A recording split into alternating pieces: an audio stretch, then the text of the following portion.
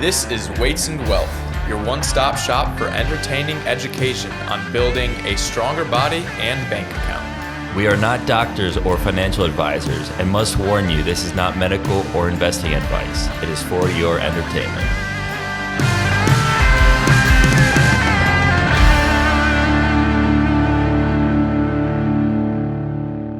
Welcome back to Weights and Wealth. As you know, we're your number one podcast in the world for faith. This is a faith episode. Fitness, finance, family, and freedom. Yes, exactly. Sadly, Nick can't be with us again today.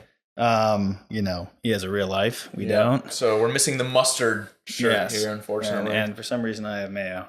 I hate mayo, but it's got a good message. Mayo has a message. So today's episode is going to be microdosing, not shrooms, but Microdosing Society with Christianity. Mm-hmm. Yeah, can't really put that in the water main. Have everybody tripping. Could dump holy water in the water. We could. That some people might spontaneously combust. Then that would be bad. The point of this episode, though, is there's so many cultural institutions out there, whether it's like Hollywood or more recently, as we'll discuss here today, the Olympics that attack and mock Christianity. So why not fight back? Even though you're only one person, you might not have a huge platform. You can try to microdose like society. Yes, like us and our 20 listeners. But you can microdose society with Christianity, even if you don't think you have much of a voice. Yeah, 100%. And so for our shout out today, I thought it'd be appropriate to shout out St. John Cantius Parish. It's a Catholic parish in downtown Chicago, near the United Center. It's one of the most beautiful parishes in the United States, and it's doing incredible work in restoring sacred music. They have this, you can't really call it a performance because it's a high mass. Oftentimes the auxiliary bishop of Chicago, Archdiocese, comes in and, officiates the mass for midnight mass on Christmas. It's a great tradition that my family's done year after year. Incredible. They have Chicago Symphony Orchestra there. It's one of the most beautiful things that you can ever experience. And I follow on my personal social medias, I'll follow architecture pages and stuff, and I'll routinely see them getting posted as just incredible examples of just gorgeous Baroque interior design and exterior. Mm-hmm. It's really one of the most amazing churches you can ever go to. And I can speak from personal experience on the quality of the brothers that work there, the canons regular of St. John Cantius, and the priest as well. So if you're on the hunt for a good parish in Chicago, go to St. John Cantius and you will be well served. I can assure you of that. Speaking of other cool businesses and stuff like that, there's Tridentine Brewing, which has some kind of relationship with St. John Cantius. I believe he's a parishioner there. So if you're listening, or you decide to listen to us after I inevitably tag you in a story, I like your stuff. It looks cool, and we'd love to interview you at some point. But moving on to I guess a note on that. So far, all of our faith-related topic interviews have been Protestant side. So we do have a goal of at one point getting a Protestant pastor and a Catholic priest together on an episode. I think that would be a really good interview. Yeah. Not to debate against each other, but more so just to discuss commonalities. Yeah. There's so much more unity between Protestants and Catholics than the differences. So. Yes. You do have to be careful about ecumenism, though. Differences exist for a reason. That's true.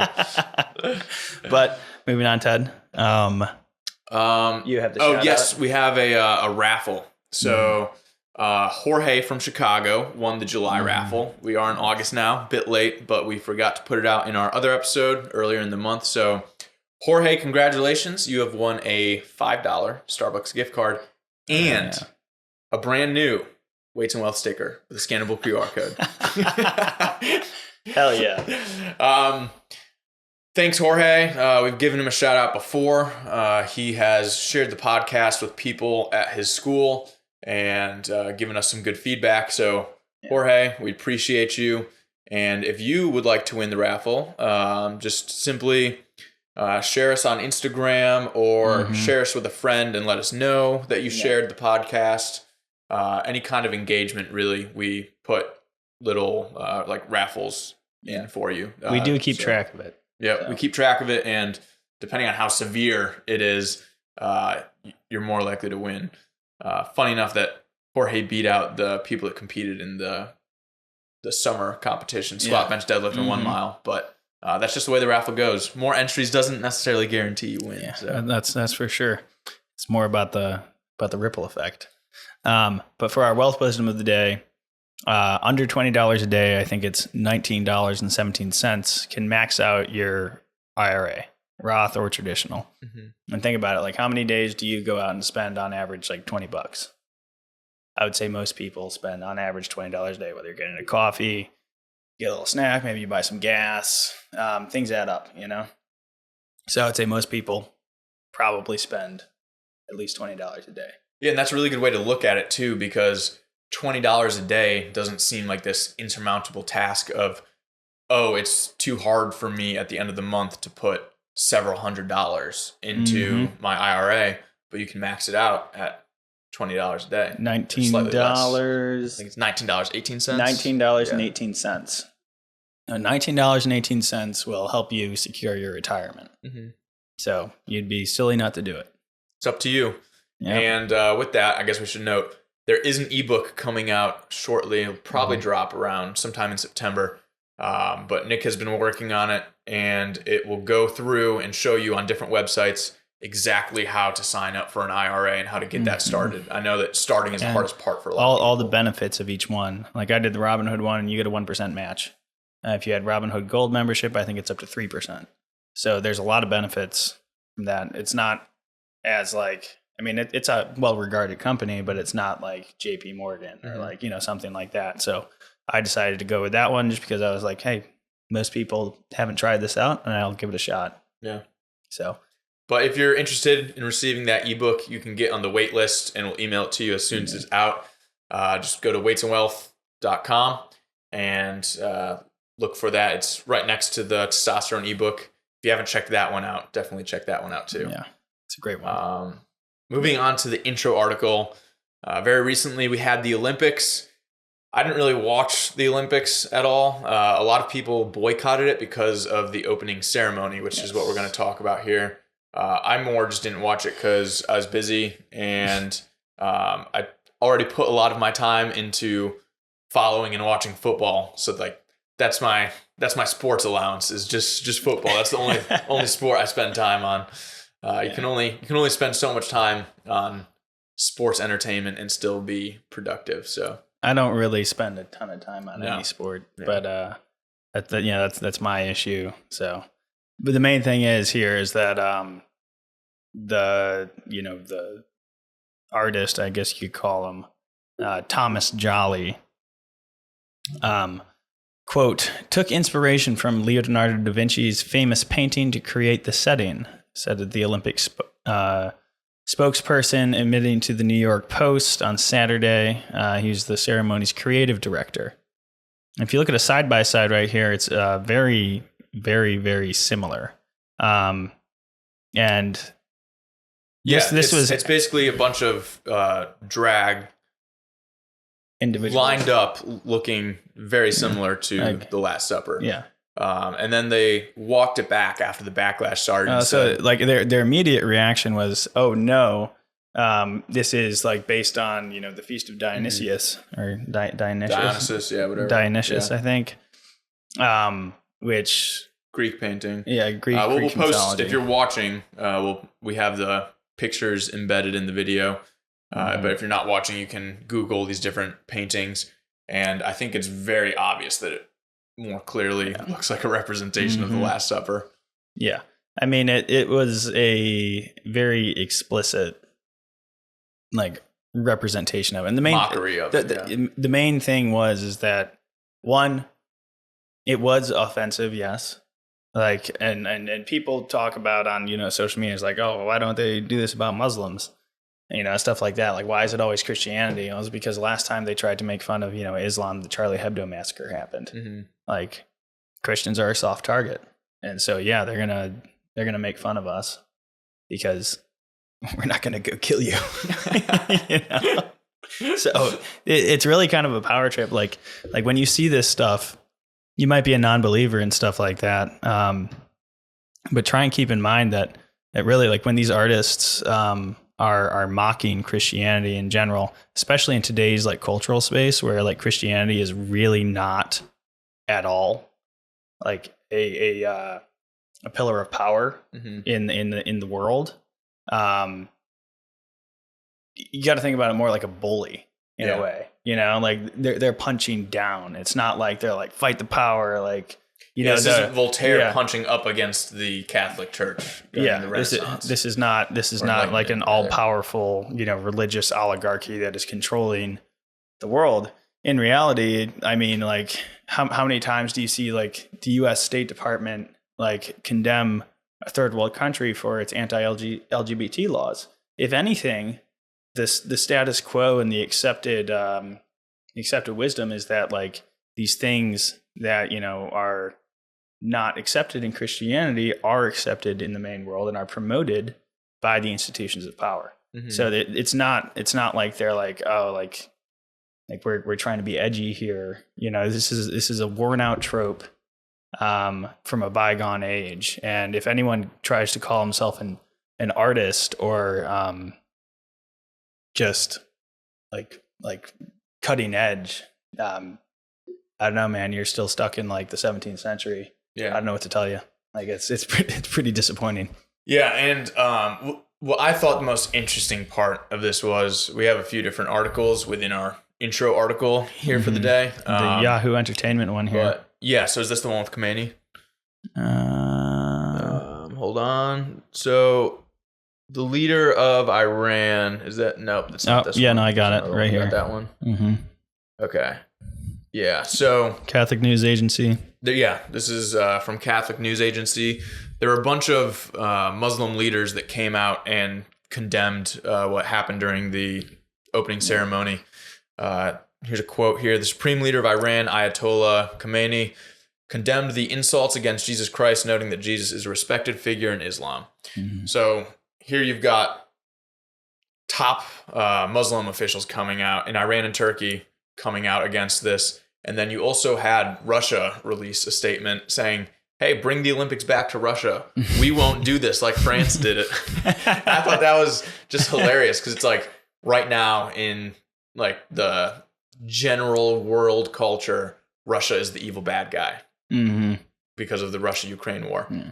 And then it's like, here's Russia saying, oh, we're the good guys. We'll do the Olympics right if you bring them back and take them away from France. And France's reaction to this was also very interesting because Macron and France, the French government, were saying, yeah, this is France, like about the drag art, I guess you could call it, in the opening ceremony.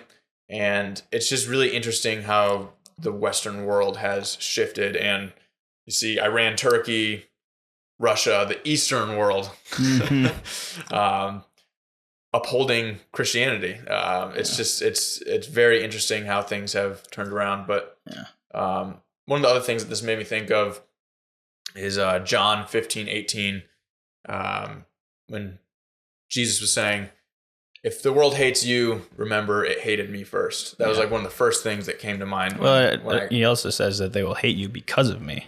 Yeah. Not only that they hated him first, but because you are who you are. After he says, if the world hates you, remember it hated me first. I think the next couple verses is about, I'm calling on you to leave the world. And that's why the world hates you. Will hate you. So, which always cracks me up because, like, what kind of human religion would be like, join us, everybody's gonna hate you?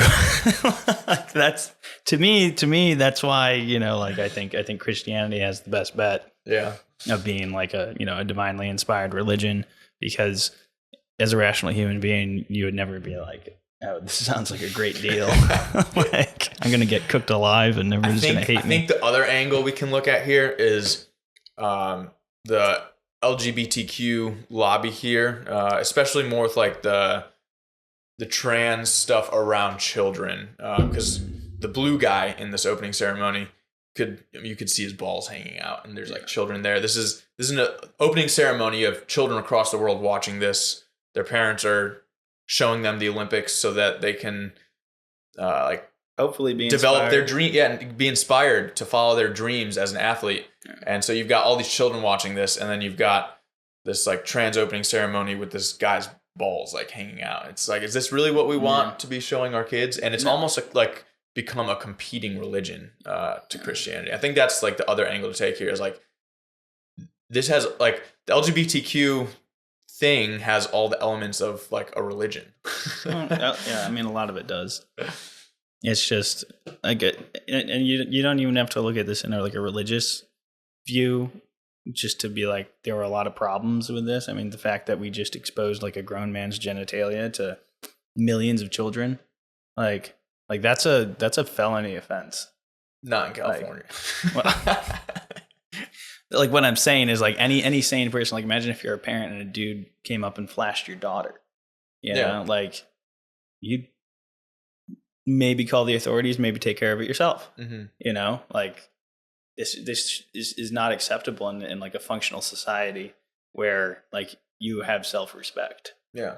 And I think a lot of the first world has almost like done away with any kind of like decorum and just like having any like standards at all, because good God, it might offend someone. Yeah. Well, and there's like a huge difference here with what we talk about with like your sexuality and what you decide to do like in the bedroom with your partner, and showing your genitalia to children on minors. TV, like, or in a parade.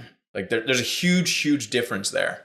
Yeah. And I think a lot of times people lump Christians into just being against all of it. And it's like, to an extent, yes, but there's a major difference there between those two things. Yeah. I mean, a lot of it's just, you know, I don't like, imagine if there was a straight pride parade and like, there was like public pornography going on. You Terrible. Know, like, yeah. We'd not want that. No, nobody would support that. Nobody in their right mind on the conservative wing would be like, yeah, we want like women running around naked with naked men. You know, like that's not a good thing. We just are generally against like public nudity around minors. I think that's a very easy stance to take. It has nothing to do with like what your particular sexual preference is. Yeah. It's all about just like, hey, let's not like, I don't know, be a weirdo in public. You know, like that's the whole vibe now. Don't be weird. So let's stop being naked in public around kids. I think that's generally something good. And speaking of, you know, just, you know, showing yourself off, you know, a lot of this, and I think in some ways it's not the perfect approach, but a lot of being a Christian is living that life and like not publicly exposing yourself to children, because it's a bad idea. So it's kind of that show don't tell, you know, mentality, right? Where you live the life, you know, that God called you to in the best way you can. Obviously you're going to fail. Like human beings are not perfect creatures, and no matter how much you might try, no matter how like serious you are about, you know, whatever precept of the religion that you believe in is you're inevitably going to fail. You know, like you're going to mess up somehow. And but what you can do is try and put on, you know, the best, you know, I don't want to say performance, but the best life you can. Always be that example. Like, you know, it's your reputation. Yeah, that's one easy way to, I mean, not easy because you're going to fail, you're going to sin, but one way to microdose society with Christianity, as we're calling it in this episode, is to lead by example and like uphold the Christian values.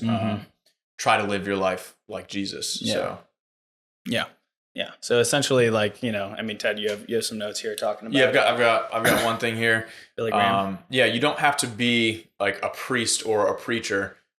Billy Graham was a preacher, but Billy Graham had a huge impact in the 20th century, but so did C.S. Lewis. So you don't, just because you're not like a preacher or a priest doesn't mean you can't still have an impact on people and on society. I mean, C.S. Lewis, even to this day, has had a huge impact on society.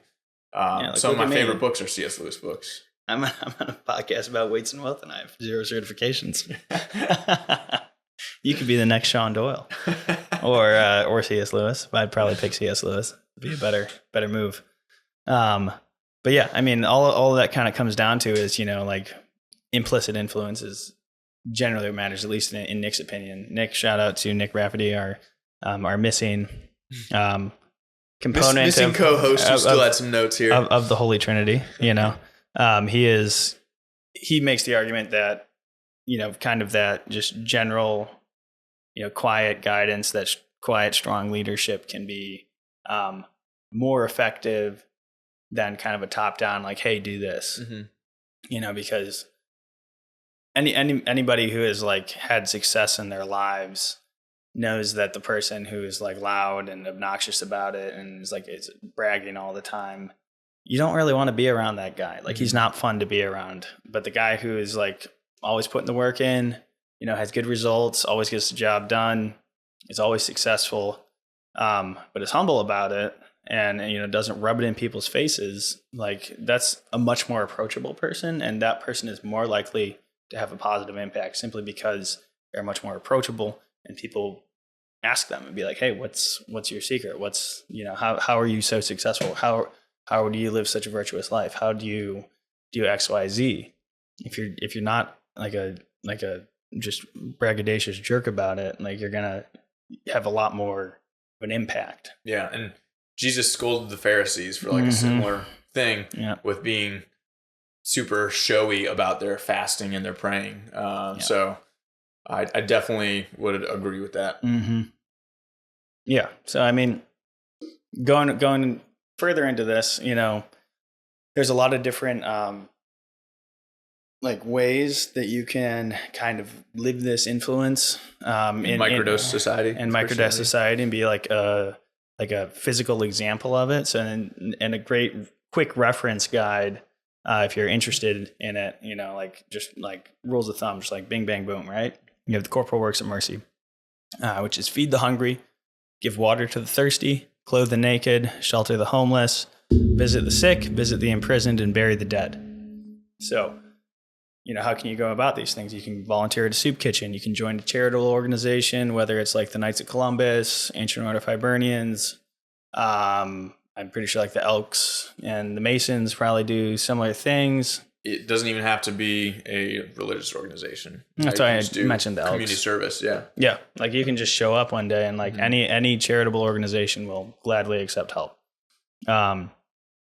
You donating clothes to Goodwill or Salvation Army, you're indirectly clothing the naked, but it does have an impact. Sheltering the homeless, donating to homeless shelters and stuff like that. Habitat for Humanity. All that stuff. Visiting the sick, volunteering to do like menial labor in hospitals. I tell you, it's not very fun, but you are doing important work there. Visit the imprisoned. That's generally like, I would say something more that like religious figures will do. Like it's not your average just Christian is just going to be like, I'm going to go check myself into like LA's maximum security prison. You can, I'm sure you can. Especially if you come from a community that's kind of wrought with crime, you might know some more people there. Yeah, I mean, some artists will go into prisons and perform Christian music. Yeah, it's a very common thing. And burying the dead, just like paying respects to the fallen, and respecting them. So there's a lot of different ways to do it. So if you are lost for ideas, just of how to kind of make a more positive impact in society and like how to do something good with your time, just think about the Corporal Works of Mercy. And we also have the spiritual works of mercy, which are important. So we have instructing the ignorant, counsel the doubtful, admonish the sinners, bear patiently those who wrong us, forgive offenses, comfort the afflicted, and pray for the living and the dead. So all of these things, you could say that weights and wealth is instructing the ignorant. No, no, we are not. I mean, maybe, but we're not calling you ignorant. We're just, it's a funny joke. I think interesting little triplet kind of pairing within here is admonish the sinners, bear patiently those who wrong us, and forgive offenses. Yeah. With what we were talking about with the Olympics, the point you brought up about like if they had offended Muslims and done something about Muhammad, like Christians have this oh gosh, I'm at a loss for words here. Christians are known to be like tolerant, right? But it's not just about being tolerant and letting people do whatever they think they want to do. Like we're called to admonish the sinners, bear patiently those who wrong us, and forgive offenses. So it goes a little further than just like be tolerant. I think people it's not just like accepting someone and be like, oh, like, wow, that was interesting. You should be kind of like, hey, dude, like, don't do that.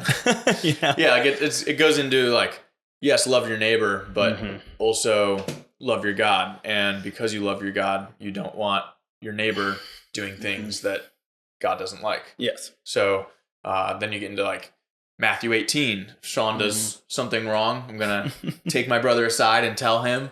And then if he doesn't listen, well, maybe I tell some people in the church and they come over to Sean and tell him. And then if that doesn't work, then it's a lost case. No.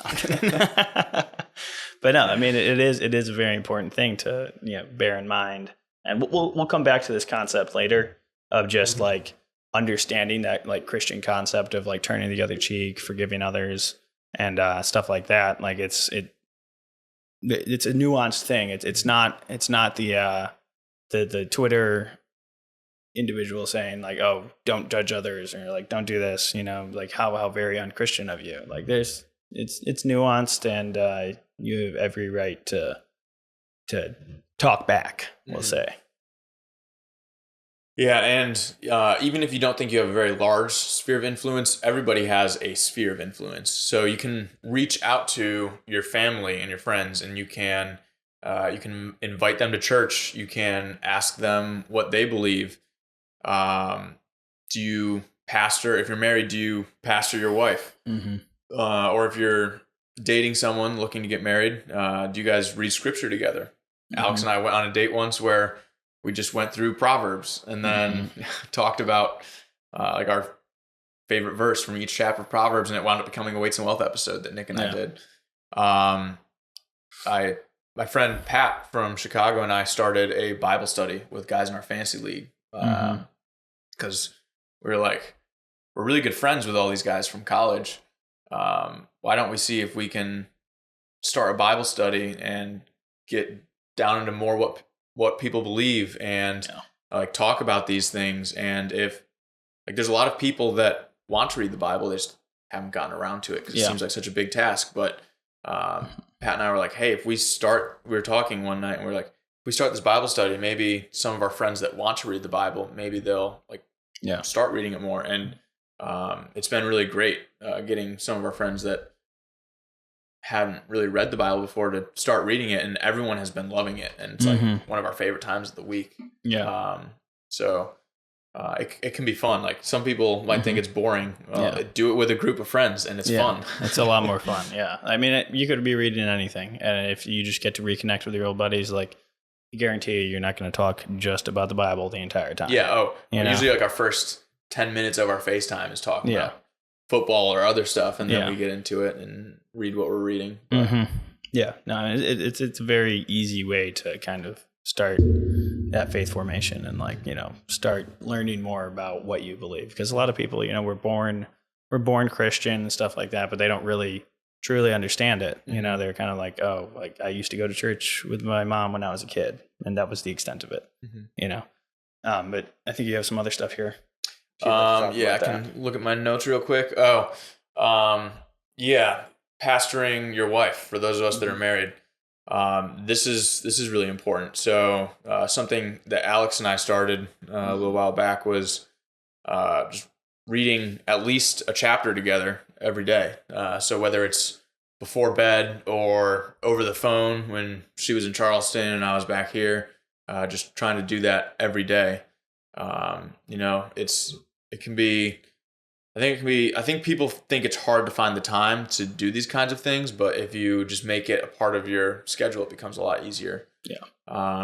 And then another thing is pushing back against the like Christian cancel culture. So we kind of talked about this a lot earlier with the Olympics and everything, but like if you hear people say things at work, you can respond back. Yeah. And if you hit them with a couple questions, usually they won't really realize what they had said, and then you'll make them think about it. Yeah. It's minor things, or you just go full nuclear option and just submit an HR complaint. I mean, well, so speaking of work, another thing back when I was at the 101st is like sometimes I would read my Bible like during lunch or something like that, and because of that, sometimes it would just be on my desk.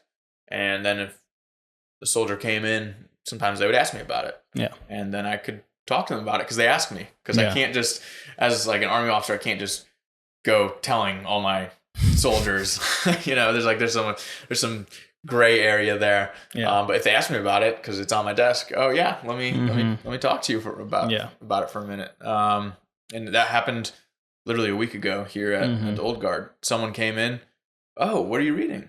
And talk to them for a minute about it. And then that also is a really good way to like connect with other believers at work that you might not have known were Christians just like you. So yeah, it's a great way to kind of like wear it on your chest. Keep like make it a public thing that you believe this. One more thing with that, the interview with Ricky, it was somewhere right before episode 50 probably.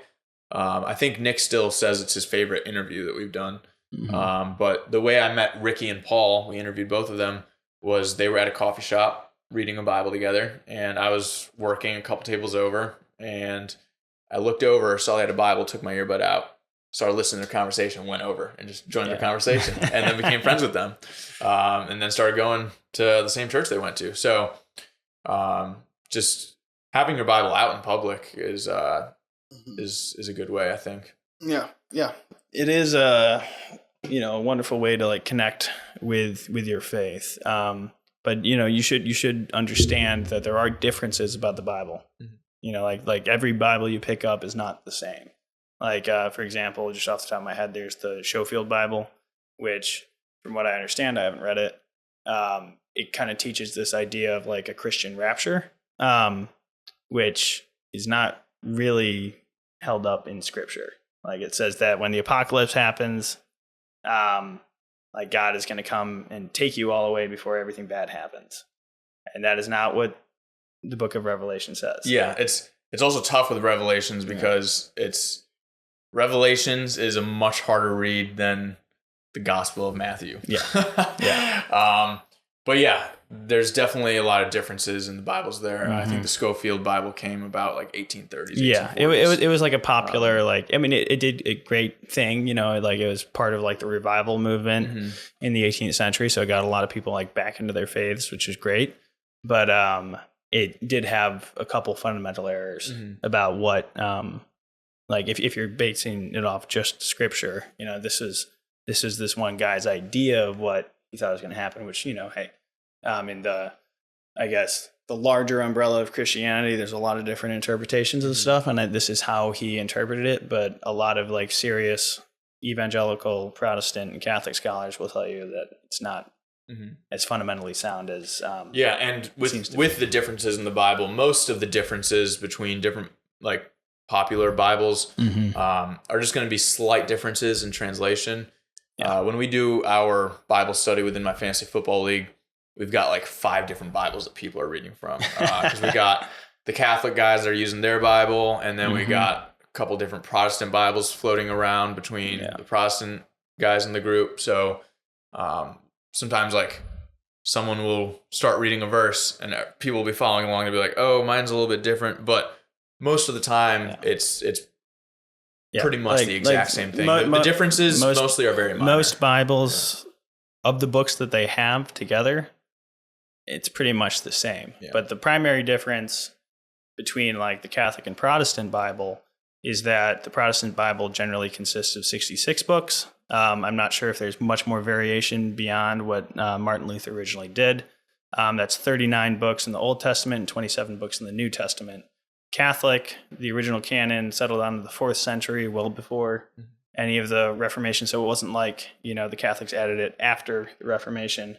It has 73 books in the Old Testament and all the New Testament books, obviously. So just be aware that, like, if you want to get a fuller picture, particularly of the Old Testament,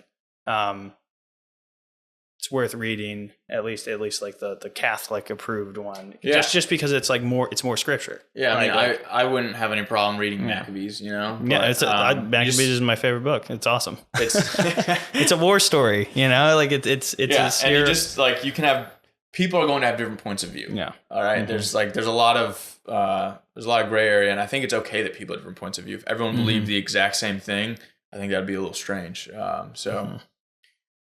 But yeah, generally within the Bible, especially within like the 66 books between Protestant and Catholic Bibles are the same. Yeah. Some people that aren't Christians will say, "Oh, you can't believe the Bible because like different Bibles say different things." It's like, no, they actually say like pretty much the exact same thing. It's slight differences in translations. Yeah. And even then, like the amount of scripture that was that we have like documentation of from 1,000 to 2,000 years ago to even back before that with the Old Testament, there's so much more there's so many more surviving copies of that material than of any material from ancient Rome. Yeah. So I think it's very sturdy. If you're basing it up just off of that, you could like make the argument that like ancient Rome is fake. Yeah. Because there's a lot. There's like 10 surviving accounts of Tiberius and thousands of the Old Testament. So. Yeah. Yeah. So I mean, it's a silly metric to argue on, but if that's what you're going to base your argument on, you might want to rethink that.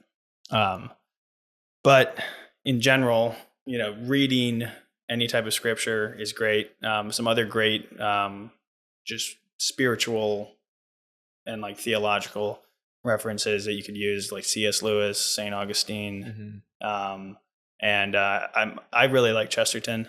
I think I really like Chesterton as well. He is really freaking funny.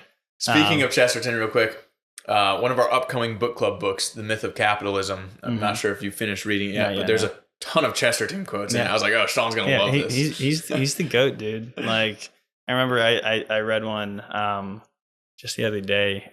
He was sitting at like it was like a debate or something. He was a portly man, and his debate opponent was like, when the baby comes out, are you gonna like what are you gonna name it? And he goes, well, if it's a boy, John. If it's a girl, Mary. And if it turns out to be nothing more than a bunch of gas, like your name. Pretty funny. The guy was very sharp. And yes, he is most well known for his theological Catholic apologetics.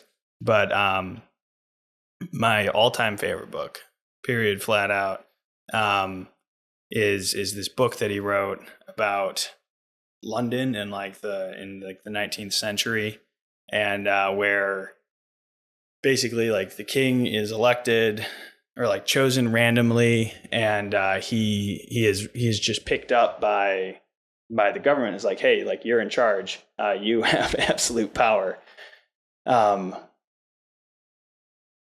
Here. Probably losing your mic, but I think Sean's point here is there's a lot of, you don't have to just read the Bible. There's a bunch of other books you can read. C.S. Lewis is great. Chesterton. What were some of the other ones you mentioned? Yeah. Were there any other ones? Well, there's the Napoleon of Notting Hill is the book I'm talking about. It's just this goofy book, but it's all about like kind of rediscovering the beauty in everyday life. Like we have been so disenchanted and like all the novelty is worn off on us. Like going to the grocery store, like you're getting bananas, which is absolutely bananas. It's like, can you imagine like the incredible labor and journey that plant has gone on to like come to you in rural Wisconsin? Like, holy crap. Like that is like in any other situation in the entire span of human existence, that is like a treasure. Like you could probably get a house with like a bunch of bananas back in the day. You can also blow people's minds with apologetics. Yeah. Getting back to microdosing. Yes. If you haven't heard of or seen Cliff Connectly, I strongly recommend him. He goes around to, he and his son Stuart go around to college campuses and just engage with people on campus. And there will be like a ring of students around them just asking them questions. And they're like, Cliff and his son Stuart are just so good at explaining just different questions that people have. So, and I think all of this kind of comes back around to like the idea of like some of that slight pushback you were talking about is like when people bring up, a topic, like you don't have to be the guy that's standing on the street corner with a bullhorn, reading from the Bible. Oftentimes it can simply be someone like makes a joke or, something about that, or you can steer, a conversation in that direction. And a lot of people like don't know. And so, yeah. And that's what you see with the videos, the Cliff Connectly. I forget what he like calls his page, but you can find him if you search him. But like people will ask him questions and it's clear that they don't have any kind of a grasp on Christianity. Yeah. And then he's so good at explaining it to them that people are like, you can see people changing their minds as they're talking to him, like on a college campus, being exposed to an idea they have never been exposed to before.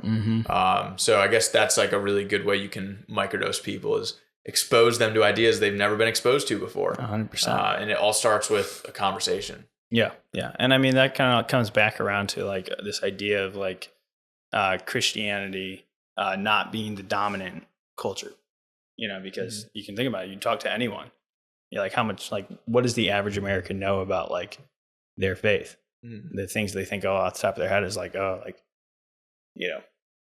turn the other cheek and like, don't judge, like that's pretty much what most American Christians or so-called Christians believe. And in some ways this could be like viewed as like a very bad thing, right? Yeah. But tolerance is not always good. Yes, I would agree with that. But for Christianity in general, Christianity has historically experienced its largest growth as like the underdog and the persecuted. So whether it's like under Rome or like when, the evangelization of Europe was happening, when the Christian civilization, and you can call yourself a civilization, because you are almost a separate culture living within the U.S. It's a distinct civilization.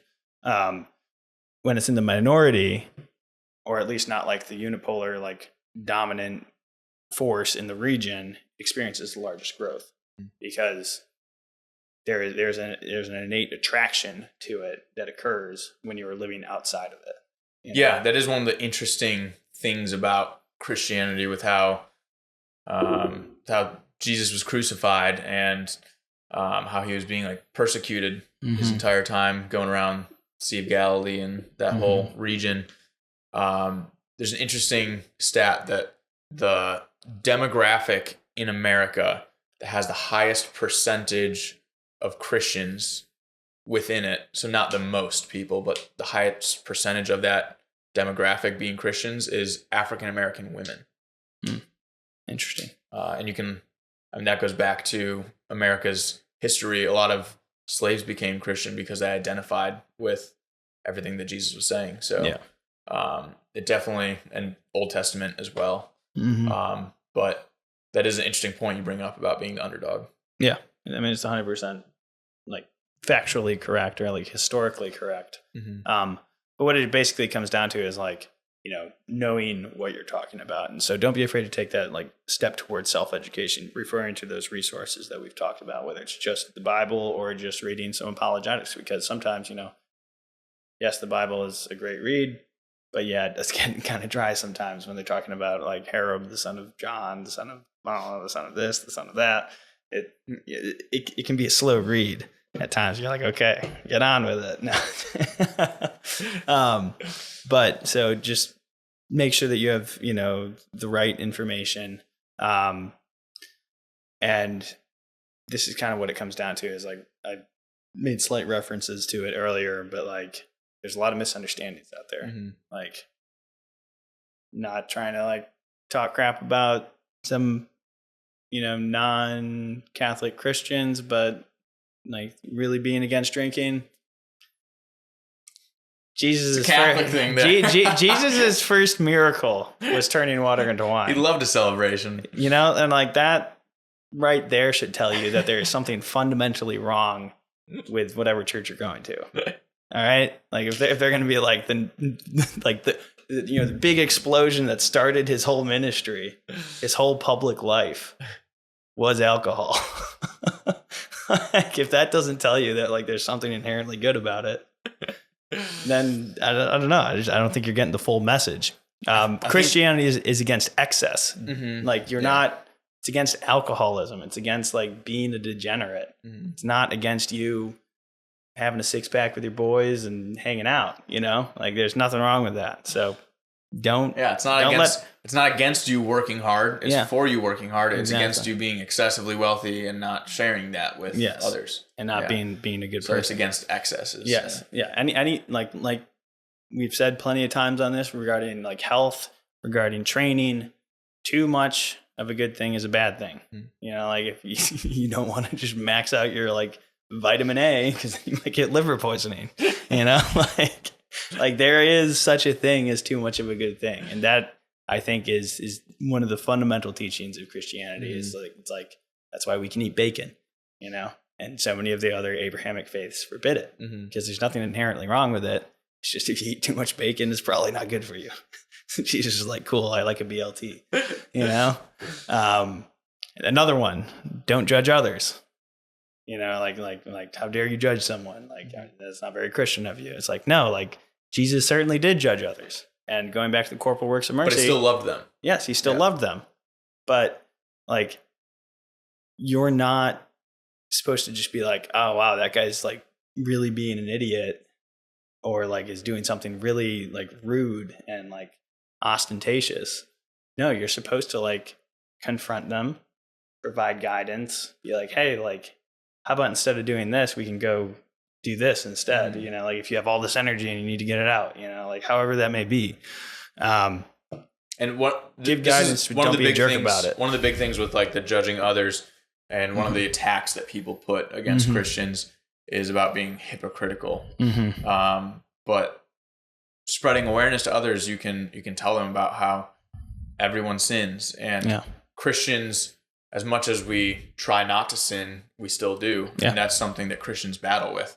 But just because a Christian sins doesn't necessarily mean that they're a hypocrite. If you've ever talked to like a priest or anything like that, like when you sin, it's one of the devil's greatest like traps is be like, might as well sin again. I already did it. Like I already did this once, like what's another one, like it's a great logical fallacy that a lot of people convince themselves of because you've already sinned once and, now my soul is stained and, I've not, whether you're Catholic and go to reconciliation or, I think there's, different ways that, different groups of Christians like pray for forgiveness and stuff like that. It's like, oh, well, I did it once, so I might as well get another one in before before I go ask for forgiveness, like it's a big trap. Yeah. And just because you've failed in this one way before doesn't mean you are no longer allowed to like be like, hey, this is a bad thing. Like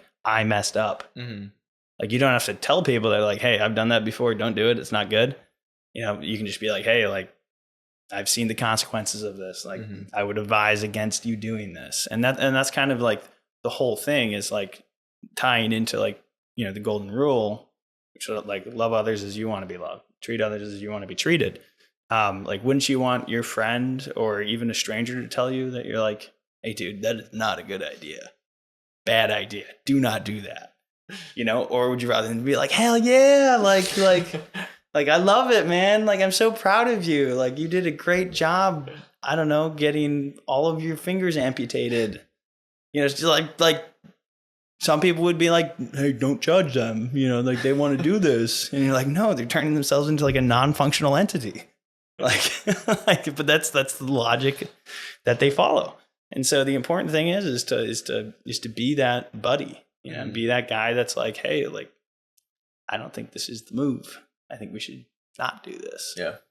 So unconditional affirmation is not unconditional love. Mm-hmm. Yes, that's like the best thing we've said. The best like one-liner tonight. Mm-hmm. Yeah. But fundamentally that's what it comes down to. Unconditional affirmation is not unconditional love. Mm-hmm. Very good. 100%. All right. Yes. Maybe we can end with we can each take our top 2 or 3 ways to microdose society of Christianity. Yeah. Pray for your enemies, not God's enemies. My top one would probably be to reach out to people in your sphere of influence, those around you, friends, family, and do a Bible study together. Yeah. And try to get. There's a lot of people that consider themselves Christians, but they haven't read their Bible in years or decades. So you can be that spark that pulls them back in. Yeah.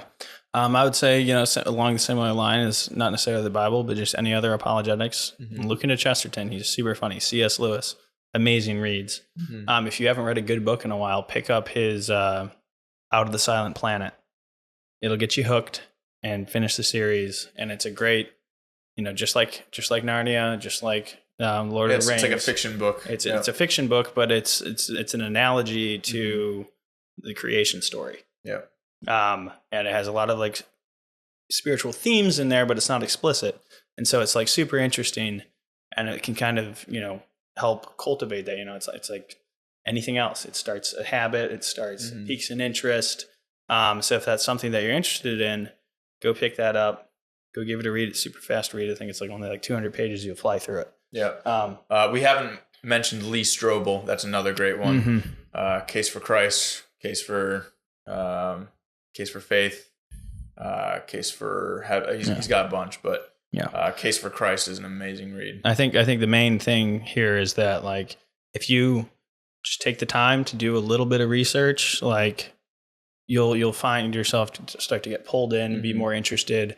I mean, there's all these stories about, you know, like black metal bands and like satanic groups like doing that's Lee Strobel's story too. Yeah, he set out to doing research to debunk it, and they're like, oh crap, oh, I'm in it now. Yeah, they got me. But yeah, I would say like educating yourself in some way, and then like the pushing back against like the anti-Christian culture, like. Yeah, stand up for yourself a little bit. You know, it doesn't hurt. You don't have to be a weirdo about it. Like, there are a lot of funny jokes out there. And yeah, you can laugh, but you can be like, hey, like actually, like this is what they believe. It's not that if it's wrong. Yeah, there are funny things to joke about Christian stuff, 100%. And I would end with I guess this is probably Nick's input to the episode. Like leading by example as a Christian. If you don't lead by example as a Christian, then people might think all Christians are hypocrites, and then that might push them away from Christianity. So that's something we want to try to avoid. Yeah, 100%. So, you know, give this episode a listen. Pick up. I think they just listened to a good book. Well, in case they forgot something. And go to church. If you haven't been in a while, give it another shot. You know, you might have hated it when you were 14, but maybe you'll like it now. Yeah, you're never too old. You're never too young. God's always there, and he'll give you another shot. Yeah. All right, guys. We will see you next week. Thanks for joining us today at Weights and Wealth. And don't forget to apply today's lessons to live healthy and wealthy. If this conversation will contribute to your fitness and financial gains, please share it with a friend or family member and give a 5-star review so more people can lift bigger weights and get bigger bank accounts.